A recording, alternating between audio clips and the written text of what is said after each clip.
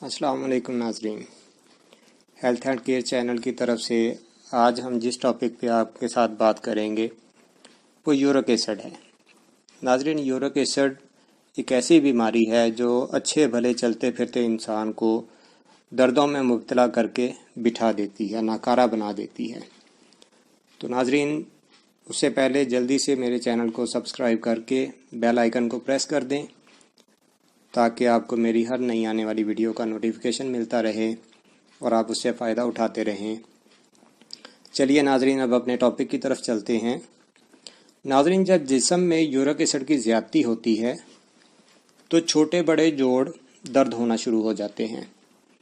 پاؤں کے انگوٹھے میں سوجن ہو کر اس میں درد ہونا شروع ہو جاتی ہے۔ یہ اس کی ایک مین نشانی ہے، سب سے مین علامت ہے، سمٹم ہے کہ پاؤں کے انگوٹھے میں سویلنگ ہو کے، سوزش ہو کے اس میں درد ہونا شروع ہو جاتی ہے۔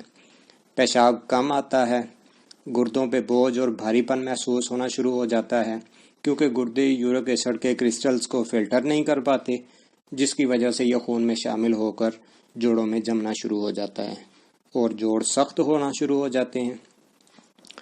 اس کا بروقت علاج نہ کیا جائے تو جوڑ ٹیڑھے ہونا شروع ہو جاتے ہیں۔ جیسے جیسے یہ مرض پرانا ہوتا جائے گا ویسے ویسے انسان کے جوڑ جو متاثر ہوتے ہیں یورک ایسڈ کی وجہ سے وہ ٹیڑھے ہونا شروع ہو جاتے ہیں، اور پھر ہلکی سی حرکت سے بھی انتہائی تکلیف جو ہے وہ مریض کو ہوتی ہے۔ ناظرین، علاج بتانے سے پہلے میں اس کے پرہیز کی طرف تھوڑی سی توجہ دلانا چاہوں گا۔ جن حضرات کو یورک ایسڈ کا پرابلم ہو ان کو چاہیے کہ وہ چھوٹا گوشت، بڑا گوشت، چاول، ہری سبزیاں مثلاً پالک، میتھی، ساگ وغیرہ اور دالیں، ان سے پرہیز کریں کیونکہ یہ یورک ایسڈ ان میں بہت زیادہ پایا جاتا ہے اور یہ یورک ایسڈ کو بہت جلد بڑھا دیتی ہیں۔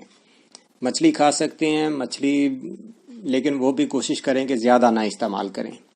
گاجر کا جوس زیادہ استعمال کریں، پانی کا زیادہ سے زیادہ استعمال کریں، کم از کم 10 سے 12 گلاس جو ہے وہ روزانہ پانی کے استعمال کریں۔ اس کے علاوہ ناظرین، پھلوں میں سٹرابری، چیری، کیلا، یہ 3 چیزیں، اس کے علاوہ سیب، یہ آپ استعمال کریں۔ یہ یورک ایسڈ کو کنٹرول کرنے میں انتہائی مؤثر ثابت ہوتی ہیں۔ کھیرا اور چقندر کا سلاد بھی یورک ایسڈ کو کم کرتا ہے، اسے بھی اپنی معمول میں شامل رکھیں اور استعمال میں رکھیں اسے۔ ناظرین، اس کا علاج بہت ہی آسان ہے۔ صبح نہار منہ 1 گلاس پانی میں 2 چمچ شہد اور آدھا لیموں نچوڑ کر استعمال کریں۔ چند دن میں آپ کا یورک ایسڈ کنٹرول ہو جائے گا۔ اور اس کے ساتھ ساتھ آپ چھلکا اسبگول وہ بھی اپنے استعمال میں لازمی رکھیں۔ اس کے لیے بھی میں نے اپنی ایک باقاعدہ ویڈیو چھلکا اسبگول پہ جو ہے وہ بنائی ہوئی ہے، جو آپ کو میرے چینل پہ مل جائے گی۔ تو ناظرین، اس میں نے آپ کو طریقہ استعمال بھی اس کا بتایا ہوا ہے کہ کس طرح سے اسے استعمال کرنا ہے اور کس طرح سے اس کا استعمال نقصان دہ ہے، وہ مکمل ڈیٹیل کے ساتھ میں نے وہ ویڈیو بنائی ہوئی ہے۔